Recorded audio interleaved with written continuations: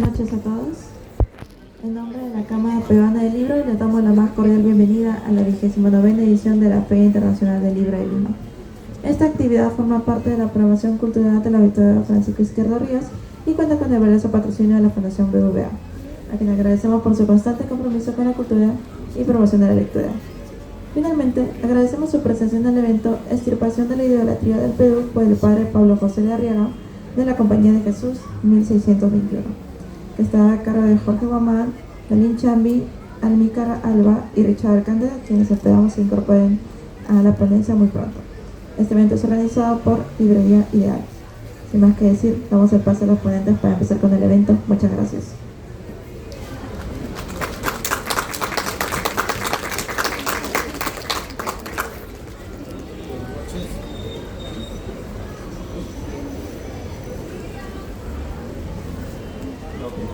Buenas noches, gracias por su presencia, su digna presencia, distinguida mesa. En esta oportunidad la editorial Guamán Puma de Ayala va a presentar por segunda vez el libro titulado Extirpación de la idolatría del Perú por el padre jesuita Pablo José de Arriaga, publicado inicialmente en 1621. En la mesa contamos con dos profesionales. Por San Marcos tenemos al doctor Jorge Guamán y famoso, conocido, nuestro amigo Merlín de la Universidad Nacional Federico Villarreal, de nuestra alma mater. Y damos inicio rápidamente a esta exposición. Merlín, con el amigo Merlín. Hola, perfecto. Bueno, en primer lugar agradecerles su presencia por estar aquí. Yo sé que es un día complicado, feria llena, precios mucho más bajos definitivamente el día de hoy. Y bueno, en segundo lugar, los compañeros que tenemos aquí se van a ir incorporando a medida que vamos a ir avanzando nuestra exposición el día de hoy. En mi caso, quería brindarles una experiencia más desde las redes sobre lo que se entiende por extirpación de idolatría, que es donde yo me desenvuelvo en el caso del estudio de la difusión de la historia por medio de redes, ¿no? Y quisiera comenzar contando una breve anécdota, ¿no? Me acuerdo que hace unas semanas sucedió en el Perú una conversación que tuvimos con Gonzalo Torres ahí a propósito de los dioses andinos.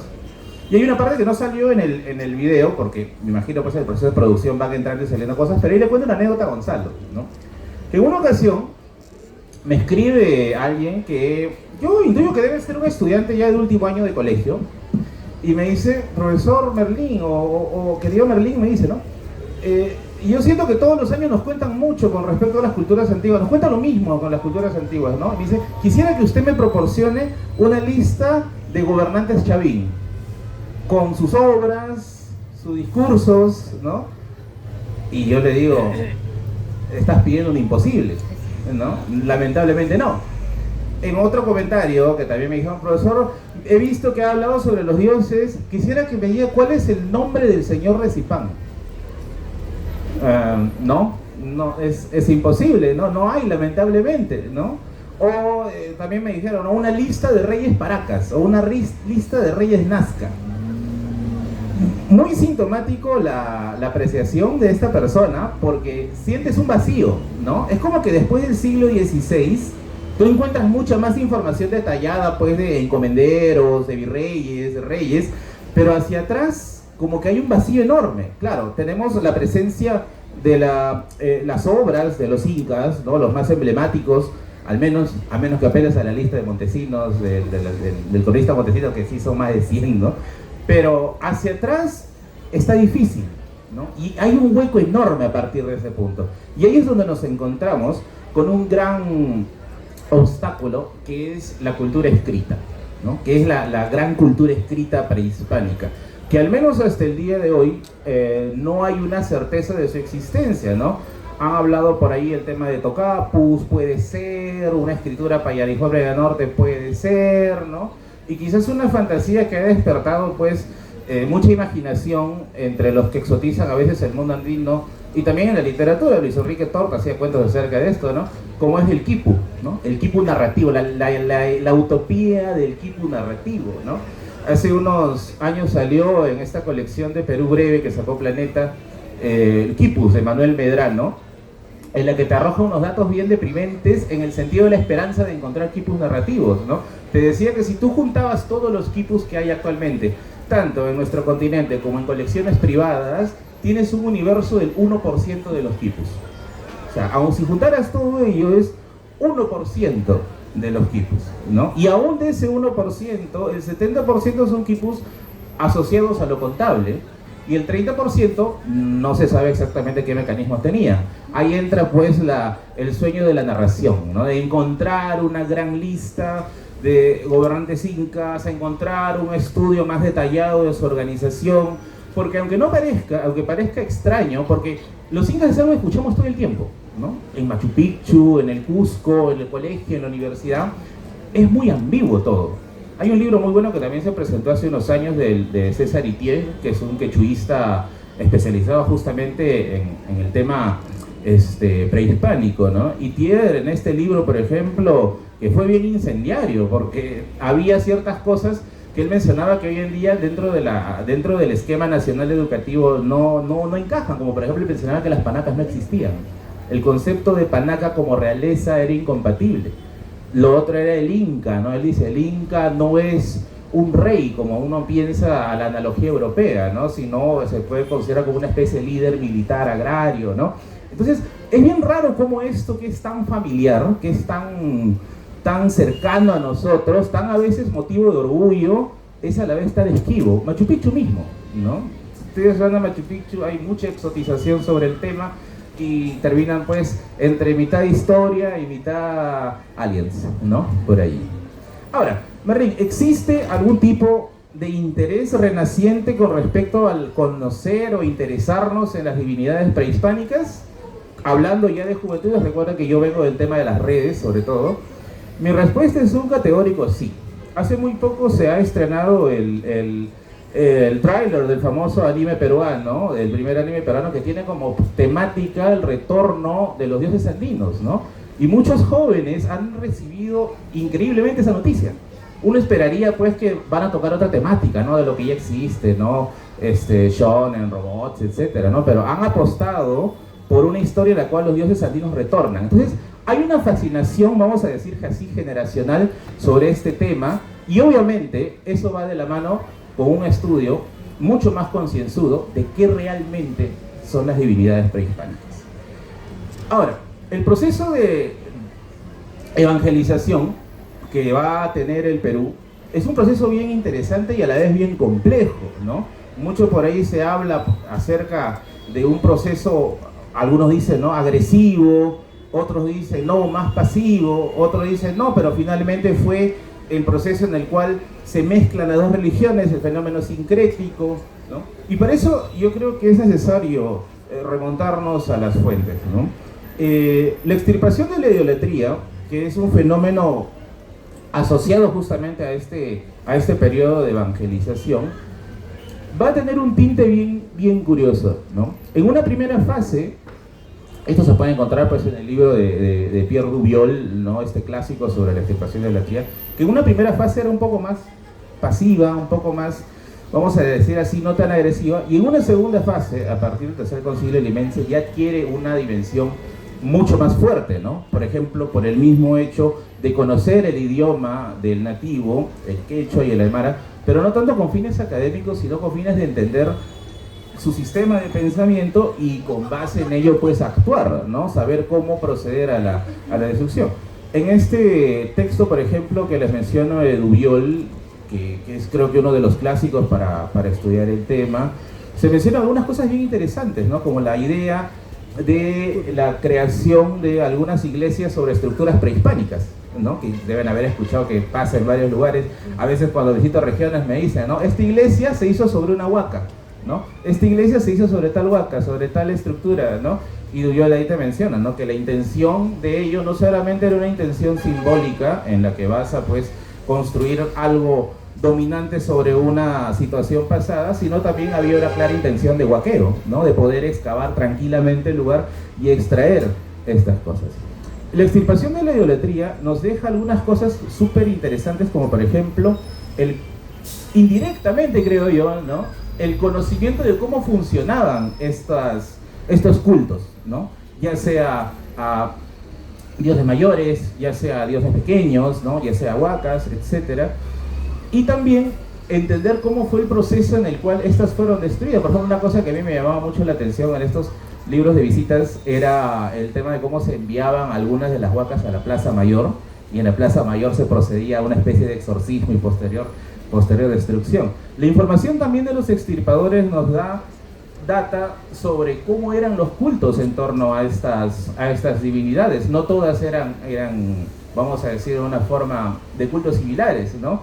Hay un paper, disculpen si se me va el nombre, que se llama Alguna aproximación sobre los ídolos del Perú, que se publica en la Católica, en la que hacen como una especie de lista, ¿no? En Puno se encontraron una piedra con forma de sapo, ¿no? Que era adorada por la gente y se le tenía que bañar en sangre para que te escuchara, ¿no? O en otro se encontraba también tal piedra que a la cual se le tenía que regar con agua, y gracias a esto pues te proporcionaba algún tipo de beneficio, ¿no? Se entiende la lógica detrás de ello, ¿no? También el fenómeno de los dioses que hablan, las huacas que hablan, ¿no? Hay no sé si es en el tomo 4 de Escritos de Historia Andina, en la que se menciona que cuando se planta la cruz encima de Pariacaca, ¿no? Del Nevado de Pariacaca, se escucha una especie de bramido, ¿no? Y los indios dicen, Pariacaca ha muerto, ¿no? Porque Pariacaca es el sonido, es el gran sonido del espacio, ¿no? Del aire ahí.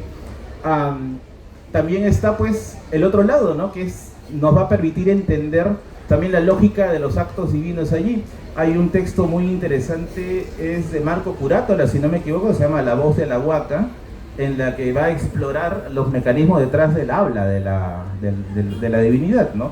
Algunos dicen que era como el caso de lo que es Chavín de Huántar, por una serie de ductos de aire, que estos ductos te arrojaban un sonido y ese sonido era interpretable de acuerdo a lo que se quería entender. Otros eran sonidos que el sacerdote a cargo los escuchaba a partir de una experiencia de consumo de algún alucinógeno, ¿no? Y ellos, ¿no?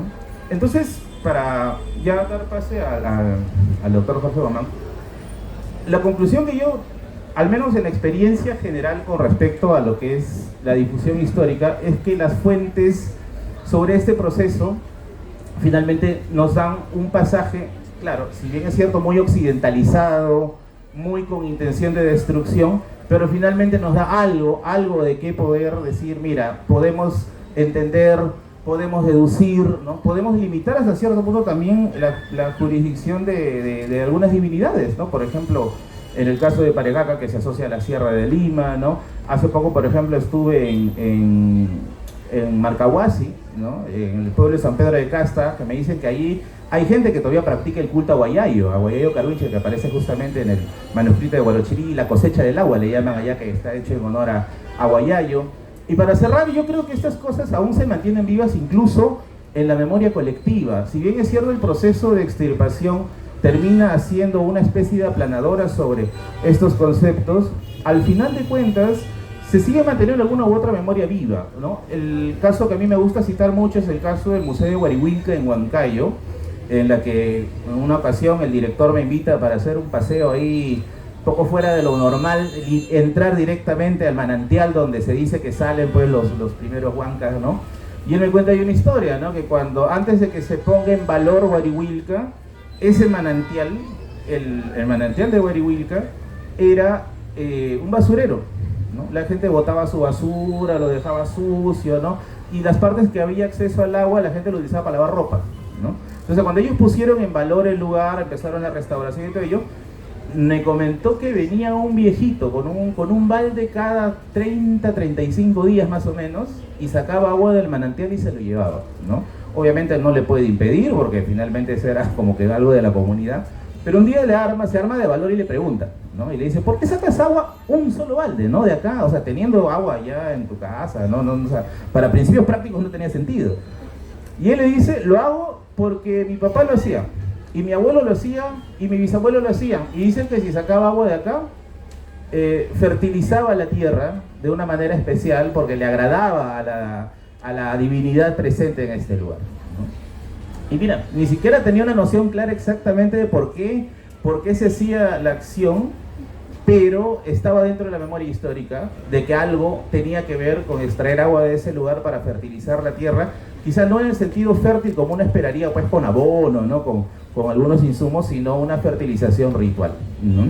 Que queda vigente en la memoria, que quién sabe también en nuestros comunidades en los Andes se siguen practicando. Hay muchos cuadros etnográficos que te reflejan pues algunas costumbres que son, tú dices, no, esto no es de ahora, esto no viene de ahora, esto es recontra antiguo. Y lo bueno, al menos, por ejemplo, en mi labor, que tengo contacto con muchas personas, es que me envían sus casos, ¿no? Mi abuelita hace esto antes de hacer su cosecha, ¿no? Qué raro, ¿no? Mi abuelito antes de hacer la siembra se va al cerro y va llevando un animalito, ¿no? Y ahí regresa sin el animalito, ¿no? Entonces, quedan todavía esas costumbres que son parte, pues, de este legado que tenemos el día de hoy y que forman, pues, parte de estas pequeñas identidades, ¿no? Porque el Perú finalmente es el Perú arriediano, el de todas las sangres, ¿no? Y bueno, muchas gracias y espero que adquieran el libro de hoy. Gracias. Gracias, Marlene. Muchas gracias.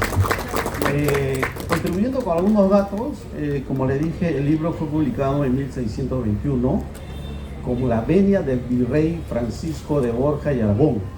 Era el virrey en Lima y tenía, digamos, todo el apoyo del arzobispo de Lima, Bartolomé Lobo Guerrero, ¿no?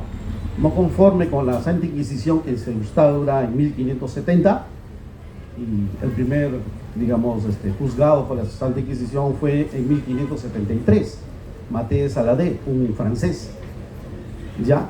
Y este libro se recopila, según tengo leído, de 1609 a 1619. Recopilan todo el proceso como un manual para evangelizar. Ya el doctor Jorge Guamán se explayará, ¿no? Y doy paso a mi amigo Jorge Guamán. Un aplauso para el historiador. ¿Escucha? Bueno, buenas noches a todos. Muy agradecido por la afluencia del público, por un tema tan apasionante y que habla de nuestros orígenes. Y bueno, en principio agradecer el esfuerzo editorial que ha sido llevado adelante justamente por un grupo de 4 libreros, y esto es muy importante resaltarlo porque para la edición de este material se ha dado la confluencia, la conversación, la comunicación entre lo que es la comunidad académica y la comunidad de libreros. Muchas veces dentro de lo académico nosotros sabemos de la importancia de los materiales, pero normalmente pues hay materiales escasos y hay materiales que no lo son. ¿Quiénes tienen esos materiales en uno u otro caso? Normalmente, pues, si no están en bibliotecas, lo tienen los libreros. Y ellos justamente dentro de su actividad diaria, pues tienen esa visión para poder saber qué libro es escaso, qué libro no lo es, qué libro es una joya bibliográfica. Y producto de esa conversación, justamente en el contexto del confinamiento que nos trajo la pandemia de hace algunos años, surgió entre conversación y conversación la idea de poder publicar un texto, pero bajo determinadas características, ¿no? ¿Qué texto podía de repente tener las condiciones como para alcanzarlo al público lector, pero de tal manera pues que realmente no fuera uno más? Y vimos que en realidad la extirpación de la idolatría del padre Pablo Joseph de Arriaga cumplía con muchos requisitos, no solamente porque se trataba de un texto que estaba a punto de cumplir 400 años de editado, no solo porque de repente el autor, y esto es algo que poco se sabe, al poco tiempo de haber publicado este material termina muriendo en un naufragio mientras está llevando parte de esta edición hacia España, sino porque además era una joya bibliográfica, ¿no? Un libro muy escaso, del cual, o de cuyos ejemplares originales sobreviven muy pocos a nivel mundo, incluso pudiendo llegarles a decir que no se conocen ejemplares sobrevivientes en Perú de esta primera edición, ¿no? Entonces, todos esos elementos nos hicieron obviamente inclinarnos, ¿no?, por la idea de editar este material, pero adicionalmente, y lo mucho más importante, porque hablaba de nuestros orígenes.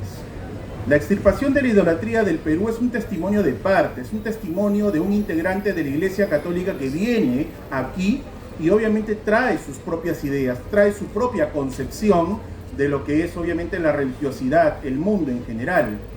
Pero obviamente, aunque esta es la visión, vamos a decirlo así, de la religión vencedora, entre comillas, pues De igual manera, esto se convierte en un tratado etnográfico, quizás uno de los más importantes que se van a dar 50 años o 60 años después de haber entrado los europeos al mundo andino.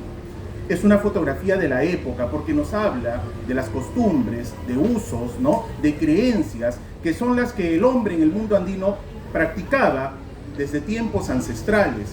Y son esas prácticas las cuales muchas veces no van a ser comprendidas por la mentalidad europea, la que va a propiciar que éstas pues pasen a ser correctamente descritas para luego saber cómo atacarlas, cómo eliminarlas, cómo extirparlas. Por algo el título dice extirpación de idolatrías, ¿no? Tú sacas una manzana de la refrigeradora, pero tú extirpas algo malo de un cuerpo si lo quieres curar. Entonces, bajo esta lógica, Pablo Joseph de Arriaga va a hacer este texto en base a las visitas que él va a realizar, sobre todo a la Sierra de Lima. Y obviamente es un estudio de caso seguramente, pero lo que él va a encontrar en la Sierra de Lima es probablemente lo que se va a encontrar en el resto del mundo andino. Así es que esta fotografía etnográfica de la época fácilmente podía retratarte lo que estaba pasando en todo el mundo andino, evidentemente en todo lo que era el Perú a inicios del siglo XVII. ¿No? ¿Y qué es lo que había? Costumbres que así de simple no fueron entendidas en su momento, ¿no? Por ejemplo, ¿no?, los agradecimientos a la tierra que tanto proveían, el famoso pago a la tierra no va a ser entendido, ¿no? De repente el agradecimiento a los fenómenos de la naturaleza que se manifestaban a través del culto a las huacas y algunos elementos que eran considerados sagrados no van a ser entendidos. De tal manera que todos estos elementos van a tratar de ser destruidos en la medida de lo posible, ¿no? Este libro forma parte en realidad de todo un contexto superior, un contexto mayor, de destrucción obviamente de toda una mentalidad que era la que había existido, como ya les dije hace un momento, durante miles de años. La pregunta es, ¿hubo victoria sobre la religión obviamente que aquí se había encontrado? Pareciera que sí. Finalmente el Perú es en la actualidad un país mayoritariamente católico, todavía creo yo según las estadísticas. Sin embargo, quisiera contarles una pequeña anécdota, ¿no? Por poco y no llego aquí a la presentación, acabo de bajar del avión, he estado en el Cusco, pero ¿por qué les comento este detalle? Porque justamente saliéndome un poco de los circuitos turísticos, pude ir con un conocedor, un habitante del Cusco mismo, ¿no?, a ver algunas de las huacas que estaban en la región y pude darme cuenta cómo, por ejemplo, ¿no?, todavía existe ese agradecimiento a estos apus, ¿no?, a estas grandes piedras sagradas, para hablar tan solo de algunos de estos elementos, ¿no? Y aunque muchas veces nosotros vamos a encontrar cruces o elementos católicos, y obviamente se va a respetar y se va a celebrar ello, muchas de estas cruces que están encima o al costado de las huacas tienen una celebración. He podido ver incluso el caso de una famosa huaca que está en el Cusco, que se llama la huaca de Tetecaca, ¿no?, que está en el barrio de San Blas, de la que justamente este guía que pude por suerte tener a mi lado me decía, este es un lugar sagrado que tiene 23 celebraciones al año, 23 celebraciones religiosas, ¿no?, obviamente bajo obviamente la parafernalia católica. Pero cuando no están en celebración, ellos van a la huaca y le agradecen y hacen el pago a la tierra y le piden favores. Es decir, como lo decía el amigo Merlín, ¿no?, esto que pareciera una victoria del catolicismo sobre las idolatrías andinas, debe ser entendida más bien al final de toda esta historia como justamente el surgimiento de un sincretismo, donde han confluido muchas de las creencias y prácticas católicas con estas prácticas ancestrales que todavía perviven. Quizás nosotros desde aquí, desde Lima, no lo notamos, pero esto es algo que todavía se nota y esto es historia viva en el resto del país. Ahora, más allá de este pequeño detalle, y de repente no reentrando a lo que es el objeto de la presentación de este libro, comentarles que pudimos haber de repente escogido cualquier otro material, pero vuelvo a repetir, este es un material que desde hace más de 100 años ya era reputado como una joya bibliográfica realmente difícil de encontrar en instituciones dentro del Perú, ¿no?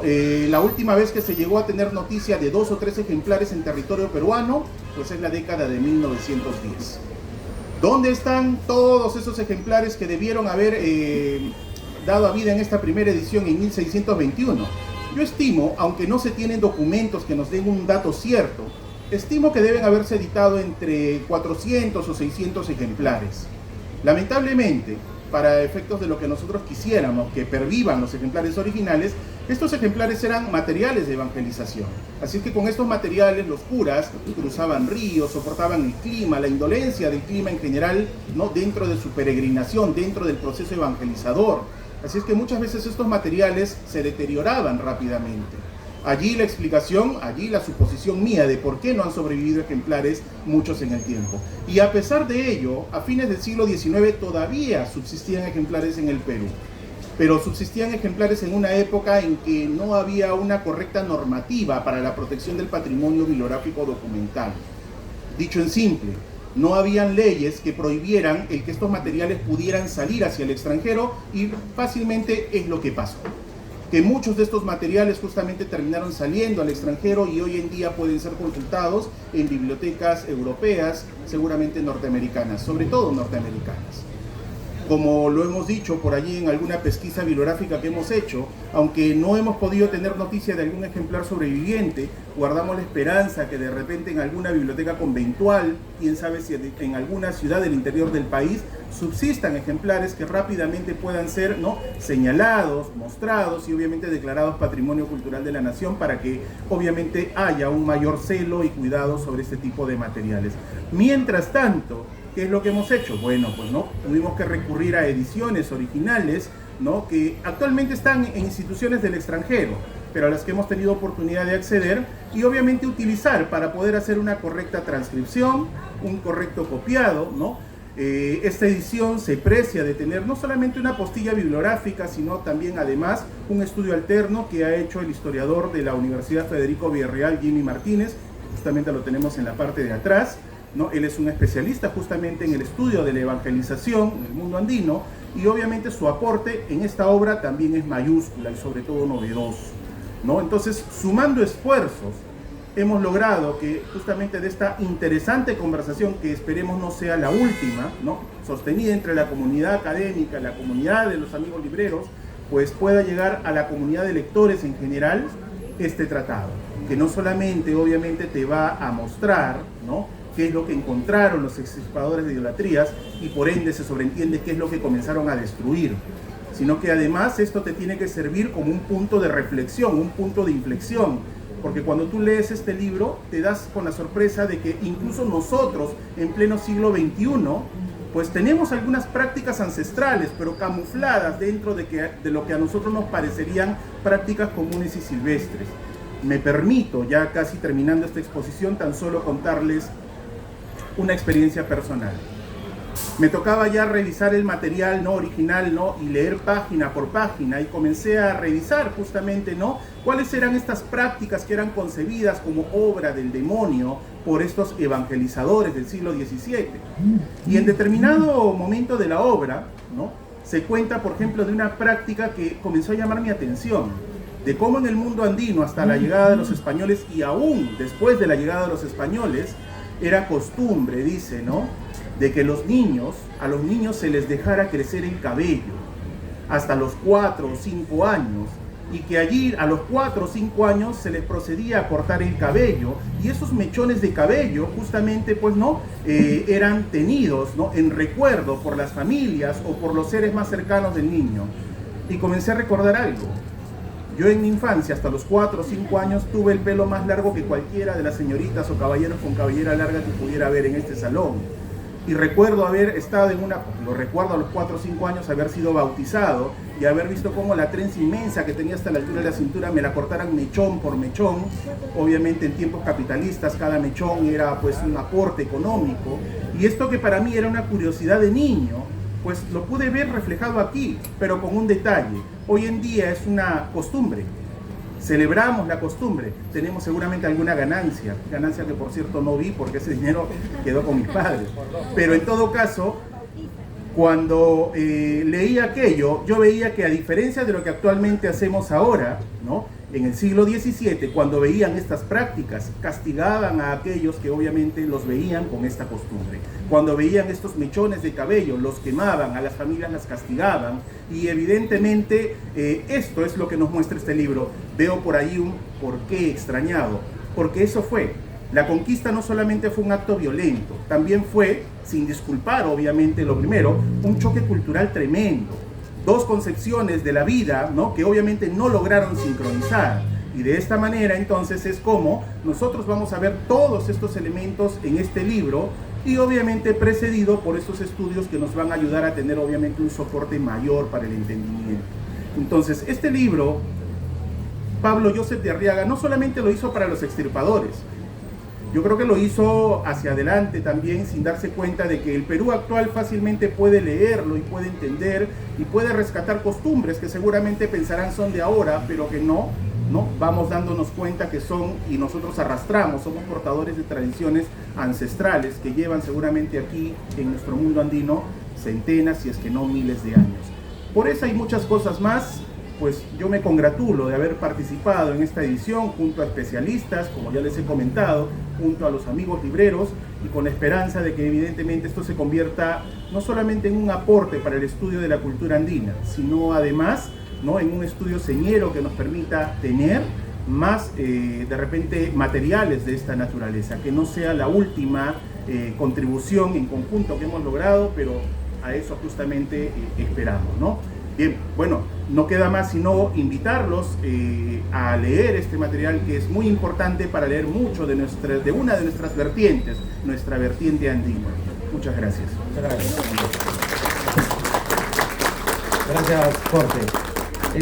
Hablando de ese anécdota de Jorge del corte de pelo, a ver si me corriges, la llenada de techo, yo cuando era pequeño también, llenaban el techo y se celebraba la techada. ¿Esa es una costumbre también de andina? Claro, si ustedes se dan cuenta, esto que, ¿no?, el hecho de llamar a la familia y a las amistades, al barrio, y los llenados de techo, terminarlos en una fiesta donde se invita comida, donde se celebra con cerveza o con chicha, es una reminiscencia un tanto transfigurada de lo que originalmente nosotros conocemos en historia como la minca, ¿no? La ayuda que obviamente entre ayllus se daba para colaborar, pero eso sí, filtrada en esta sociedad capitalista hoy en día a través de un pago, porque los que llenan obviamente el techo muchas veces ahora son, ¿no?, estos que cobran, salvo que se traten de esta famosa práctica de paisanaje que voy viendo se va perdiendo. He de contar a raíz de lo que justamente John ha comentado. Yo recuerdo siendo niño como mi abuela, quechohablante, analfabeta, pero muy rica en historias, ¿no?, del lugar donde venía, era cusqueña de nacimiento, el día que tuvo que llenar su techo, lo único que hizo simplemente fue invitar a todos los paisanos, y allí no hubo pago alguno. Vinieron de todos los lugares de Lima para justamente participar en esta actividad que yo recuerdo terminó en una gran celebración con banda incluida y casi día y medio de celebración. Esas costumbres que son muy propias dentro del mundo andino, en Lima, aunque han llegado, se están perdiendo poco a poco. Pero bueno, bien, eso es. Gracias. Para contribuir los beneficios de esta edición, tiene 14 diferencias, no, 14 agregados, diría yo. La primera, que no tiene las 3 ediciones en el Perú, en 1920 sale la primera edición, editado por Horacio Urteaga y Carlos Romero, con anotaciones. Esta edición tiene una transcripción del castellano del siglo XVII al siglo XXI. ¿Hecha por quién? Por Jorge Guamán. 2, tiene la traducción de latín, que ninguna edición, ni siquiera la española de 1968, pudo hacer. Nosotros, gracias al equipo, esta tiene traducción en latín. 3, tiene un índice toponimio y un índice onomástico de los lugares que se mencionan en la obra y de los personajes, virreyes, curacas, sacerdotes. 4, tiene un documento encontrado en la biblioteca Lillis de la Universidad de Indiana. 5, tiene otro documento encontrado en la biblioteca Hamptons del Congreso de los Estados Unidos. 6, entramos a la bóveda de la Compañía de Jesús gracias a mi amigo Jimmy Martínez.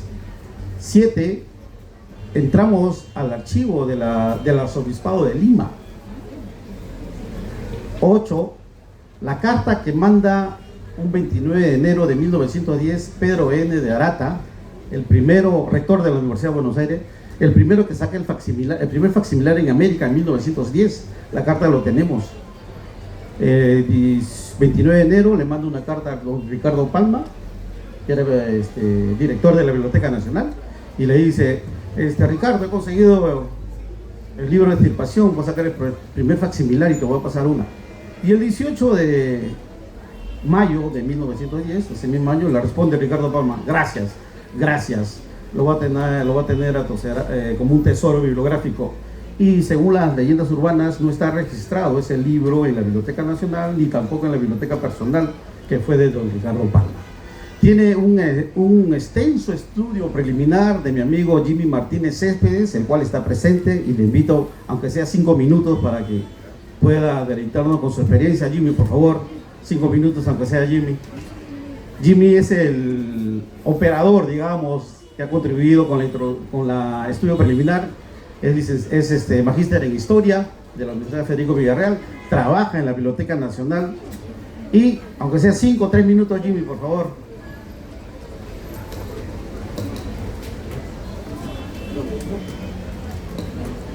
¿Aló? Sí.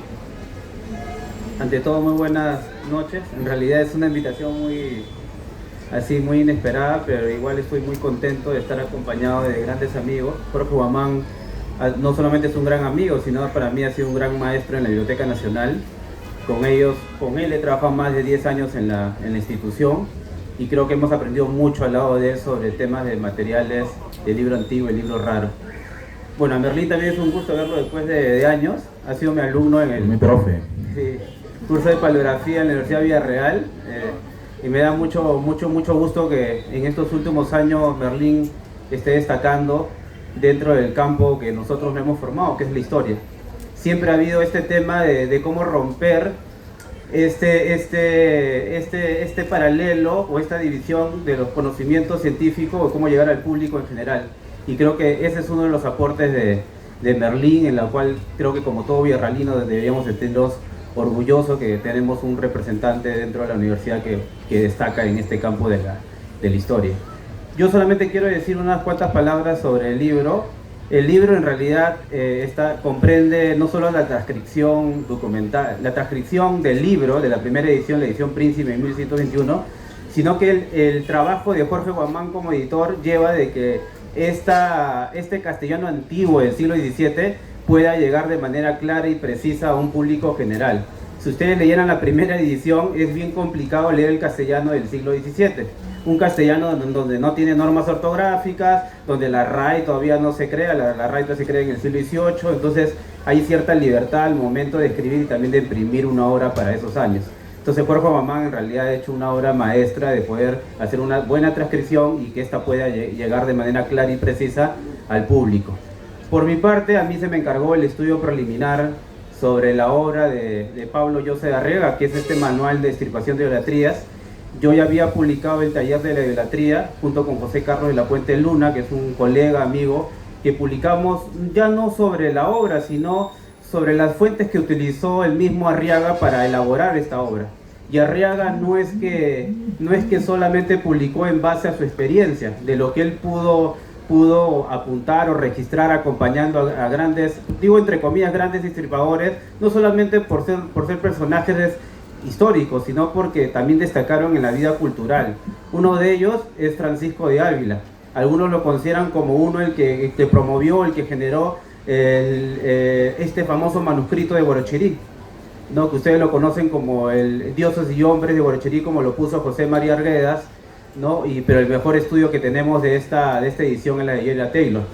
Entonces se basó mucho en la experiencia de estos extirpadores, como Diego Ramírez, Fernando de Avendaño, Francisco de Ávila, Alonso de Osorio, y sobre todo es algo que justo en el libro destaca, es que ustedes dirán, ¿cuál es el papel de los indios intelectuales? ¿Cuáles son el papel de estos indios fiscales? Indios que saben leer, saben hablar el castellano, ¿cuál es el papel de ellos? Y lo que en la obra dice es que, curiosamente o contradictoriamente, fueron los propios indígenas los que registraron estas prácticas o rituales prehispánicos que luego se pudieron plasmar en estas obras.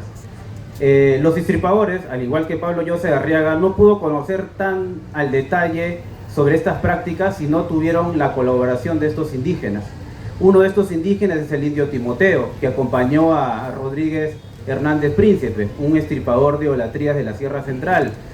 Otro de ellos fue también Cristóbal Choquecasa. Algunos investigadores consideran que él es el posible autor del manuscrito quechua de Huarochirí, y fue y acompañó a Francisco de Ávila justamente para registrar estas prácticas idolátricas. Ahora ustedes dirán, pero ¿por qué los propios indígenas fueron los responsables? Porque justamente ellos, al saber la lengua castellana y al saber su lengua aborigen, los sacerdotes lo utilizaron como intermediarios para registrar justamente estas prácticas prehispánicas. Por eso que son estos indígenas intelectuales o intermediarios los que hicieron posible que todo lo que nosotros conocemos sobre prácticas o rituales fueron gracias justamente a ellos. Uno cuando lee el libro, obviamente José de Arriaga no lo cuenta, pero en varios pasajes de la obra dice, pero tal indio me contó, el indio sacristán, el indio fiscal me contó y me dijo lo siguiente. Entonces, para que ustedes vean que en realidad esta obra también tiene mucho del aporte de los indígenas en el registro de estas prácticas idolátricas. Y el estudio preliminar justamente sirve para eso, de que los indígenas también contribuyeron a la construcción de lo que nosotros conocemos como religiosidad andina.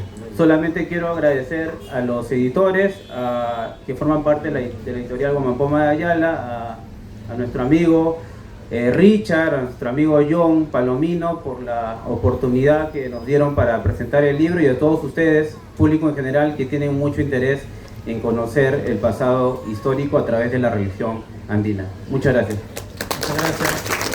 Muchas gracias. Gracias a los ponentes, gracias a ustedes. El libro lo tenemos allá al lado de la puerta, a un precio módico de 150 soles. Y en algunas librerías se vende un poquito más. ¿Ya? Muchas gracias y... Interesante que han los expertos, no especialistas, felicitaciones a los tres, a los también. No, esto también se va a pasar a los colegios, centros educativos, a los libros, como referencia. Sí, eso... Sería bueno que los niños reconozcan o sepan de la cultura, porque ustedes han trabajado tanto con eso, ¿no? Sí, cierto, eso sería bueno, eso sería bueno. Eso sería bueno. El Ministerio de Educación, ya que está el reverendo centro